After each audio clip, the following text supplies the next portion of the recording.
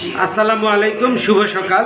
Home of cricket Mirpur থেকে শামসুল ইসলাম স্বাগত জানাচ্ছি। সঙ্গে নিয়ে এসেছি জনপ্রিয় ক্রীড়া ভাষ্যকার মিজানুর রহমান চঞ্চলকে। হ্যালো মিজান, কেমন আছেন? অসংখ্য ধন্যবাদ আপনাকে। আলহামদুলিল্লাহ।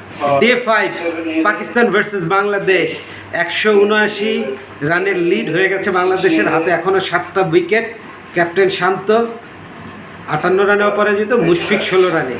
বাংলাদেশের কতক্ষণ ব্যাট করা উচিত, কত রানের লিড নেওয়া উচিত এবং পাকিস্তানকে অল আউট করবার জন্য বাংলাদেশের যে বোলিং সামর্থ্য, তাইজুল মিরাজ এবং 3 সিমার, কতটা সময় লাগতে পারে? এই ম্যাচের কী ধরনের ফলাফল এক্সপেক্ট করছেন আপনারা? শামসুল ভাই, এই টেস্ট ম্যাচে আসলে জয় পরাজয় ড্র সবই হতে পারে।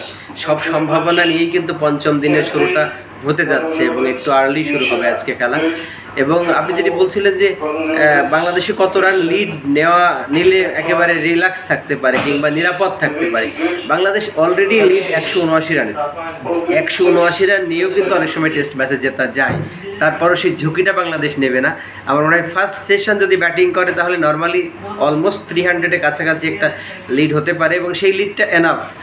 এখন বাকি দুইটা সেশনে পাকিস্তানকে আউট করা সম্ভবপর হবে কিনা সেটি আপনি বলছিলেন। সেই সামর্থ্য বাংলাদেশের আছে।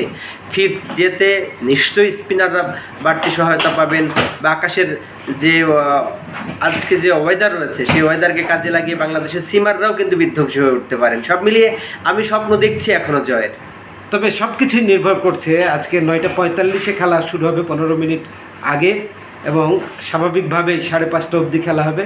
এবং ওয়েদার যদি পারমিট করে, লাইট যদি ঠিকঠাক থাকে, আজকেও বর্ধিত সেশনে 98 ওভারের একটা বড় লম্বা দিন হতে পারে। সব কিছুকে মাথায় রেখেই প্ল্যান করতে হবে। বৃষ্টির আনাগোনা মিরপুরে আছে এবং গতকালের মতো আজও যদি বৃষ্টি এসে একটা সেশন কেড়ে নেয় তাহলে কিন্তু এই ম্যাচ আর ফলাফলের মুখ দেখবে না। তখন আমাদের অমীমাংসিত ড্রয়ের দিকে এগিয়ে যেতে হবে। ধন্যবাদ চঞ্চল আপনাকে।